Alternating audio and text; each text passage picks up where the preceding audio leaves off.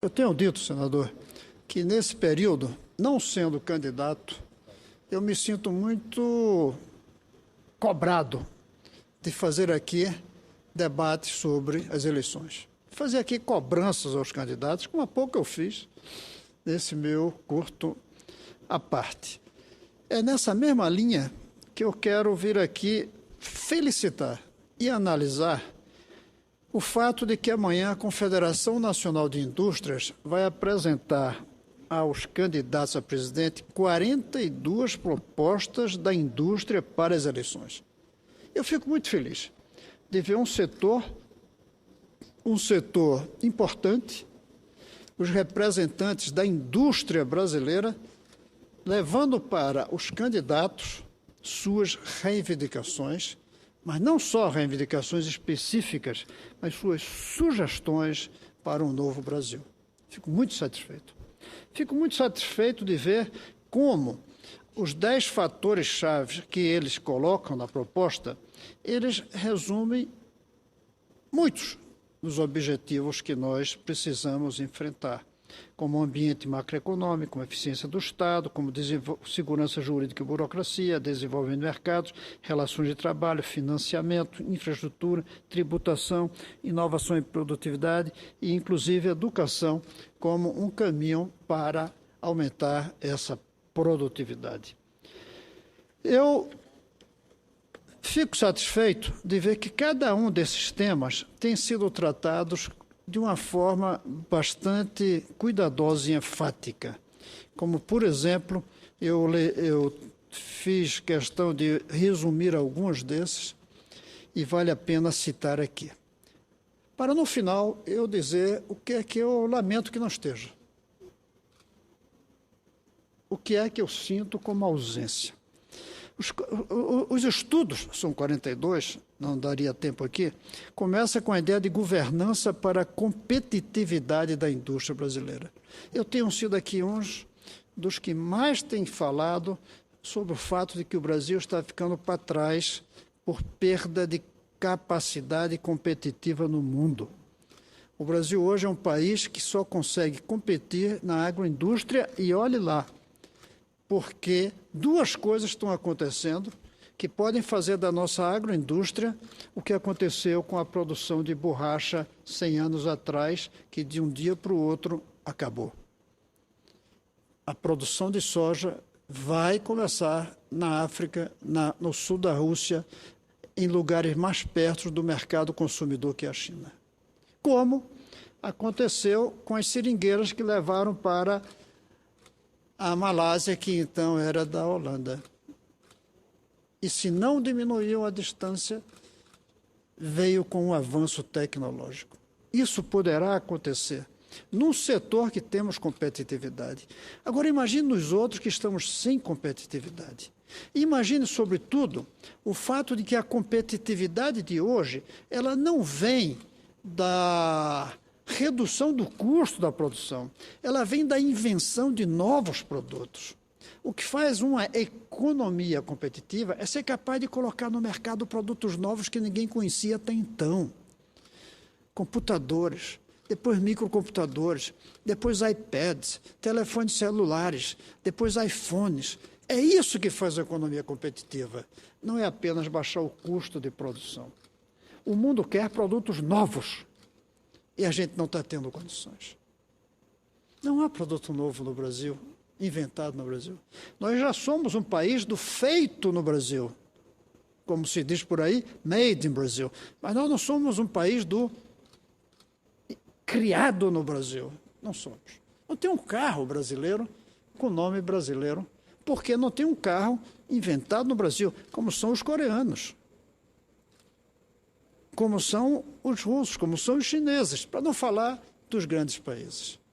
Então, a preocupação com a competitividade é fundamental e eu fico satisfeito que ela esteja no documento. Embora, já me antecipando nas ausências, eu acho que faltou aqui a análise de que a competitividade não virá se não for através de uma capacidade muito forte de aumento da capacidade tecnológica no país. E aí, é preciso que os presidenciáveis amanhã cobrem dos empresários, porque os empresários brasileiros não têm muito gosto por criatividade, por inovação tecnológica dentro da própria empresa. Eles gostam de comprar a planta feita e copiar. Alguma coisa tem a ver com a formação do empresariado brasileiro. Nossos empresários, salvo raras exceções, não gastam dinheiro com aquilo que se chama P&D, Pesquisa e Desenvolvimento. Não gastam. Eles preferem comprar um produtinho de fora e copiar aqui dentro. Isso eles deveriam estar trabalhando também. O segundo item é a estratégia tributária, caminhos para avançar a reforma, fundamental. O Brasil não pode continuar com duas coisas que nos amarram: uma carga tributária muito elevada e um sistema tributário caótico do ponto de vista da quantidade de impostos. Até que eficiente do ponto de vista da máquina coletora. Aí a gente não tem o que reclamar. O Brasil deve estar como um dos melhores países do mundo na capacidade de coletar os impostos, da informatização do sistema tributário. Mas é um caos. E a melhor prova disso é a quantidade de rico que esse país tem graças a ser advogado tributário. Se o sistema tributário fosse simples, não tinha tanta gente ganhando fortunas como advogado tributário. Isso tem que mudar. Isso não pode continuar. O outro é o que chamam de cumulatividade. Eliminar a cumulatividade para aumentar a competitividade e simplificar. Eles propõem, e o documento vai ser lançado amanhã. Eu estou trabalhando aqui com um resumo que foi divulgado e me reservo o direito de voltar aqui amanhã, depois de ter o documento completo em mãos. O documento vai propor o fim da cumulatividade dos impostos sobre circulação de bens e serviços, que atualmente realmente cria a chamada cachoeira de cobranças. Custo tributário do investimento. O Brasil tem desvantagens e precisa mudar nesse sentido. O custo da instalação, veja o que está no documento, de uma planta produtiva no Brasil fica 10% mais elevado em função dos impostos. Ou seja, colocar uma empresa que depois vai gerar imposto, a gente já faz com que ela custe 10% mais e, portanto, vai gerar menos impostos. É um contrassenso que a gente precisa superar isso. Eles até comparam com a Austrália, onde o acréscimo é de 1,7%, o México é 1,6%, no Reino Unido 0,4% e aqui 10%. Desburocratização tributária e aduaneira, uma proposta de simplificação. Ontem eu vi, hoje de manhã eu vi na televisão, um dirigente de Porto dizendo que 7, se eu não me engano, entidades fiscalizam tudo o que acontece ali. 7. Por que uma só não coordena tudo? É a Polícia Federal, é o próprio Porto, é a Anvisa, é outro sistema da área de saúde e por aí vai. São 7 carimbos que são necessários para fazer com que uma mercadoria entre ou saia do Brasil. Não tem futuro. Isso gera uma perda muito alta e eu fico satisfeito de ver os empresários cobrando dos candidatos uma proposta nesse sentido. O custo do trabalho e a produtividade, comparações internacionais e recomendações. Esse é um ponto-chave. A competitividade de uma economia está fortemente ligada aos custos do trabalho e à produtividade dos trabalhadores.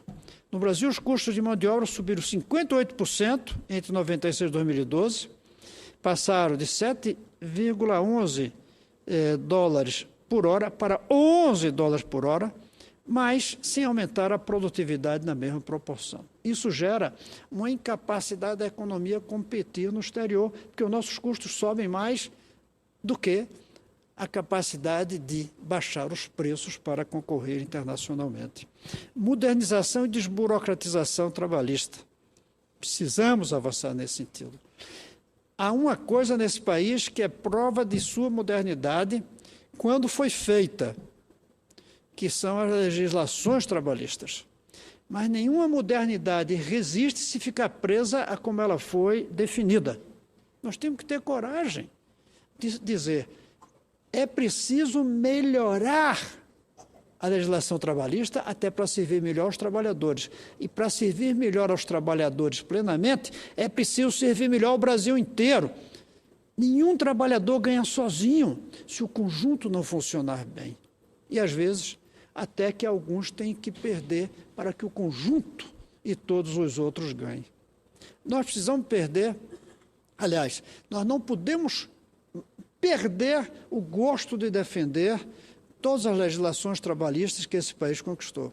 Mas temos que perder essa ideia de sacralizar como algo absolutamente permanente para todo sempre a legislação trabalhista como ela foi feita desde os anos 30. A terceirização, precisa haver mudanças nesse sentido. Negociações coletivas, ele propõe valorizar para modernizar. Infraestrutura, o custo do atraso e as reformas necessárias para termos a infraestrutura. Eixos logísticos, os projetos prioritários da indústria.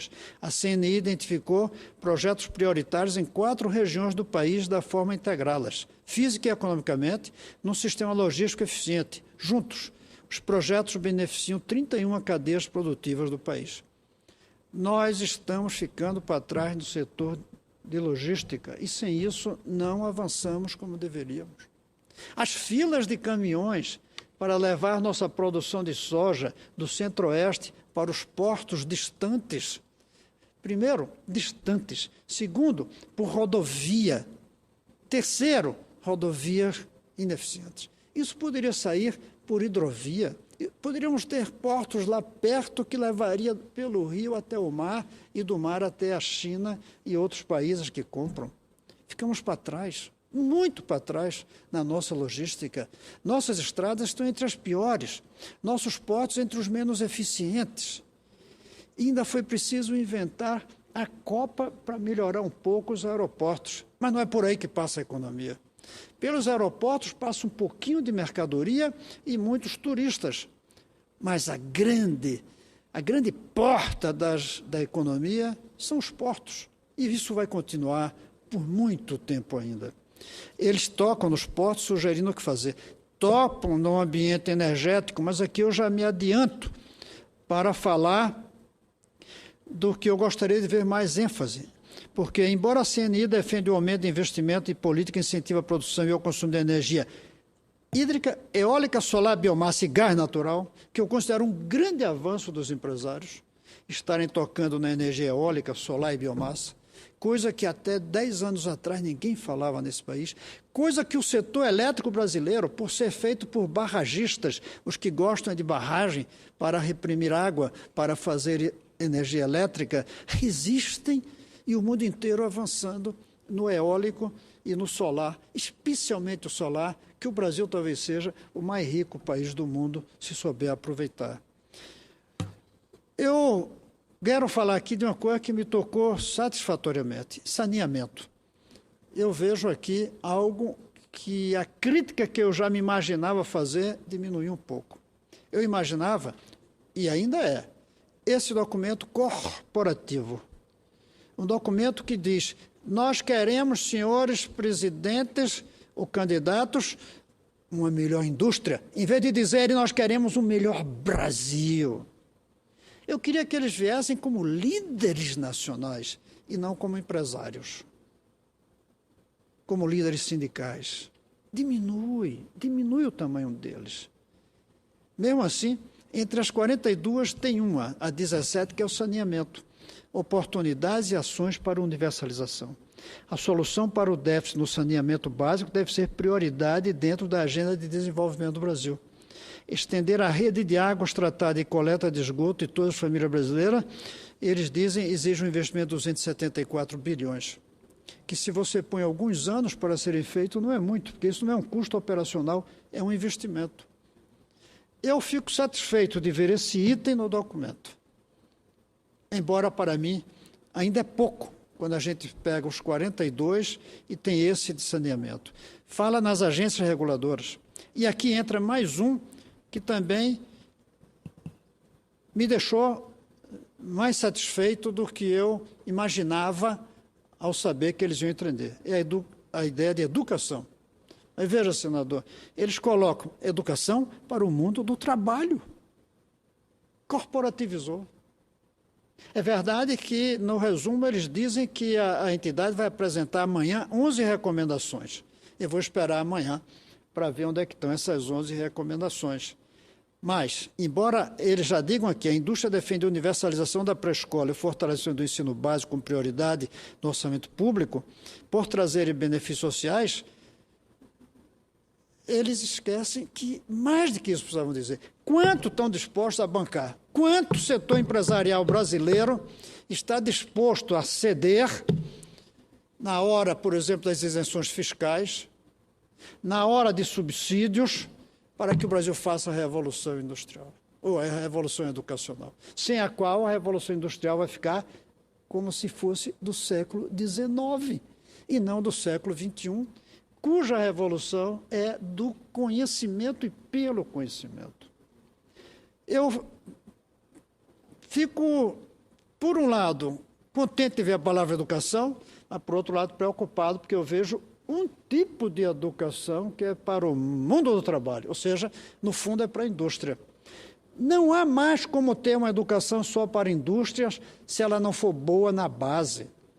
Já houve o tempo em que a gente tinha operário que chamava-se mão de obra, em que pela habilidade ensinada numa escola técnica você era capaz de produzir. Acabou o tempo da mão de obra, hoje é o tempo dos dedos operacionais.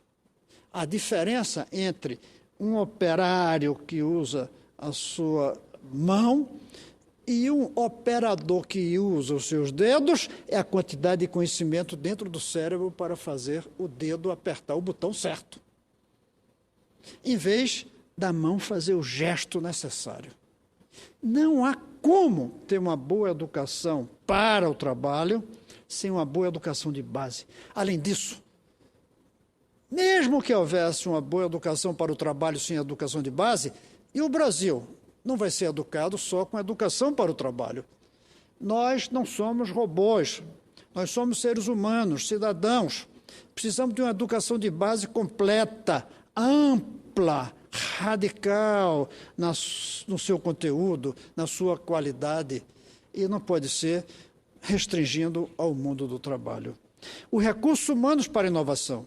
Outro bom avanço aqui positivo, mas ainda prisioneiro do setor de indústria, inovação, engenheiro e tecnólogo. Tem muito mais do que isso. Hoje a gente precisa dar um grande salto no estudo do cérebro. Sem isso a gente fica para trás. Temos que dar um grande salto na nanotecnologia em geral e não só nos tecnólogos para a indústria. Aqui tinha que ter algo mais forte do que a inovação.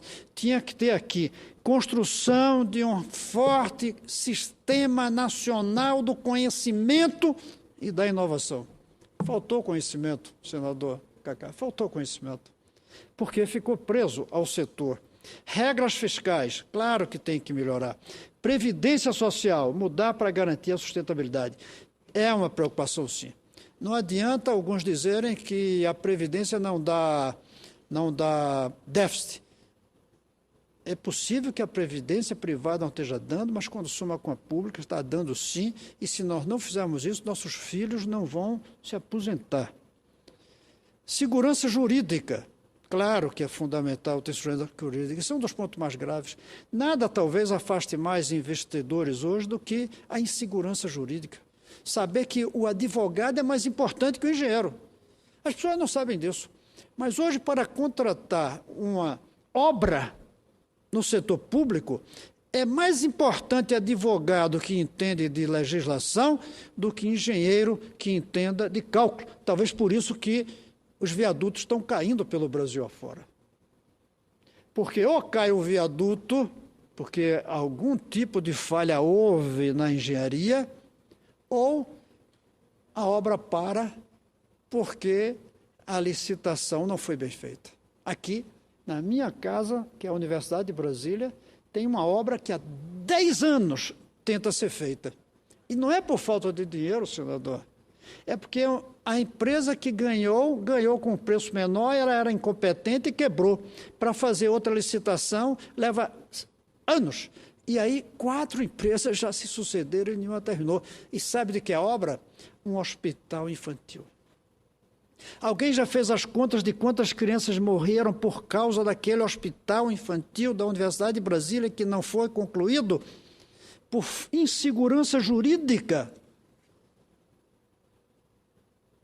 Não foi por falta de competência, não foi por falta de honestidade, não foi por falta de vontade dos dirigentes da universidade, por insegurança jurídica que esse país hoje atravessa.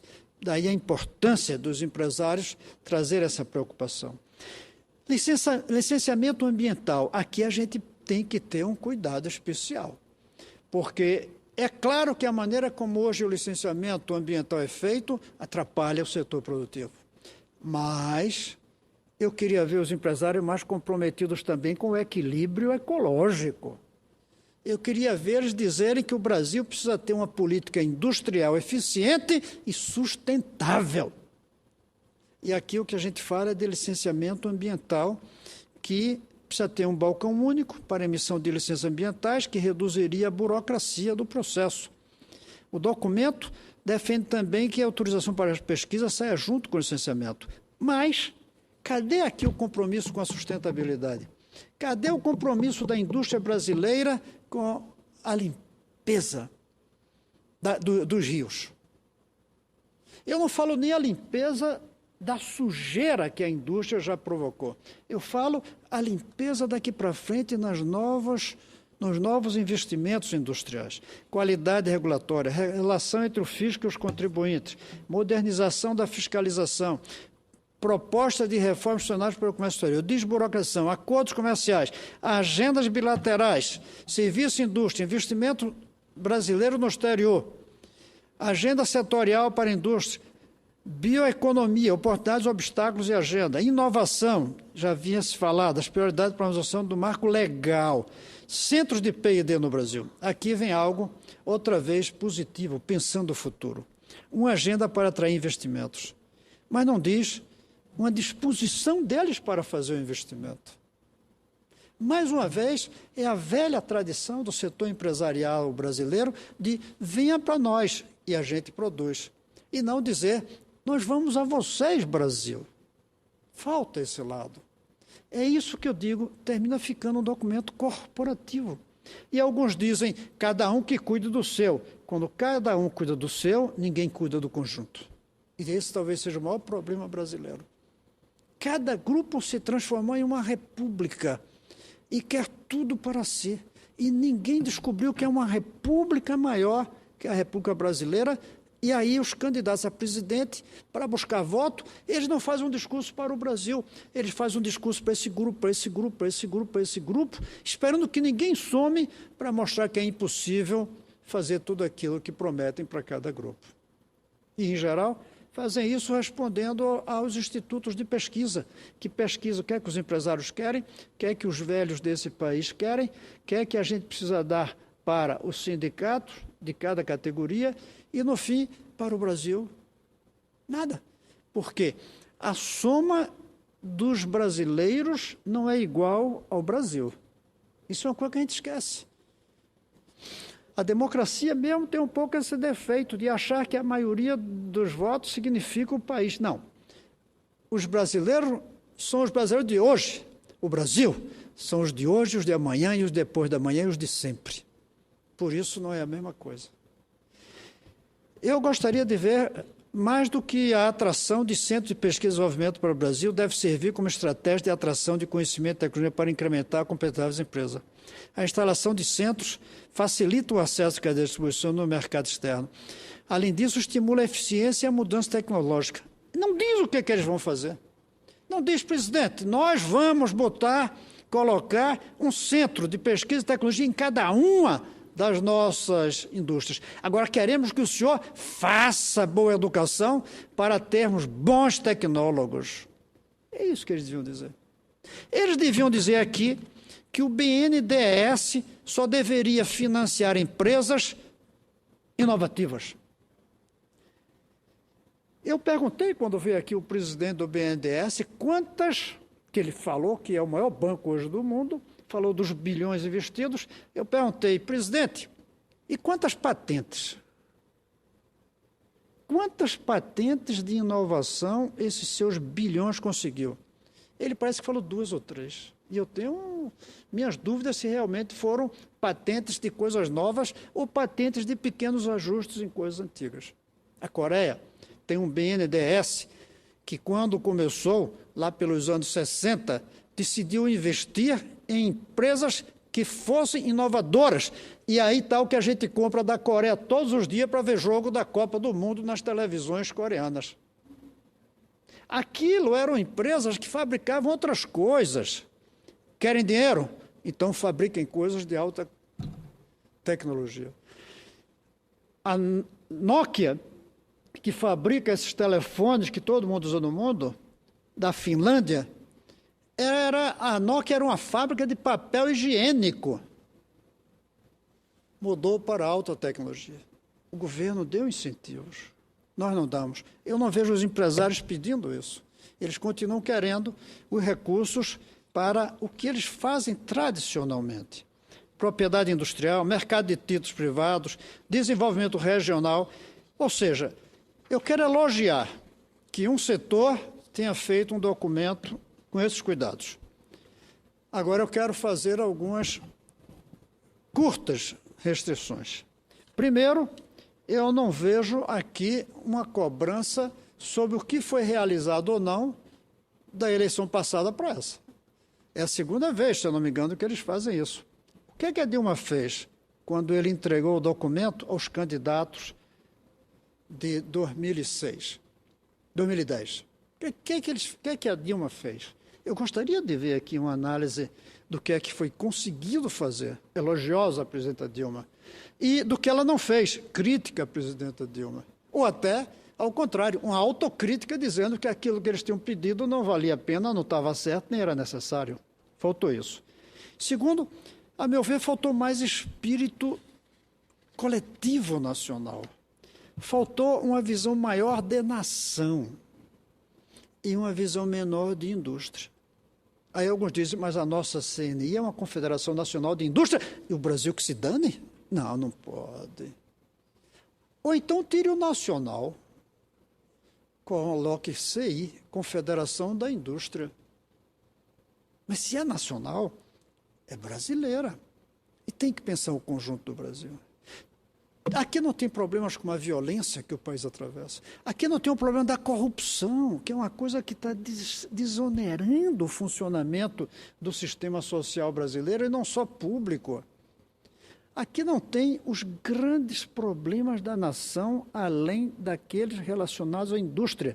E nossos líderes empresariais têm a obrigação, como patriotas, como brasileiros, de irem além do terreno da indústria, de usarem a sua força moral, a sua força de empresários respeitados, produtivos, competentes, a força política que tem um empresário, especialmente a CNI, para dizer o que é que ele quer que os nossos candidatos façam pelo Brasil, e não só pela indústria. Eu elogio o documento, tanto que subo à tribuna para falar dele, divulgando, fazendo propaganda. Mas eu não posso dizer essa frustração de ver a CNI, mais uma vez, como uma das repúblicas brasileiras, como um dos sindicatos brasileiros, uma das associações brasileiras, e não como uma força viva do Brasil. Mas o documento ainda vai ser lançado amanhã. E eu tenho esperança que até amanhã a gente possa ter boas surpresas e ver um documento que queira cobrar dos nossos candidatos o que é que eles vão fazer para que tenhamos não apenas um país mais rico, mas um país melhor. Não apenas uma indústria mais eficiente, mas uma sociedade mais harmônica, com uma economia mais eficiente. Era isso, senhor presidente.